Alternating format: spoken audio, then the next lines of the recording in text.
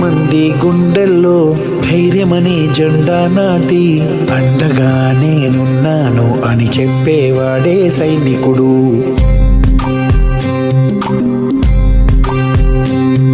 ఈ దేశమే నా ఇల్లంటూ అందరూ నా వాళ్ళంటూ కులం మతం భేదాలను భస్మం చేసేవాడే సైనికుడు.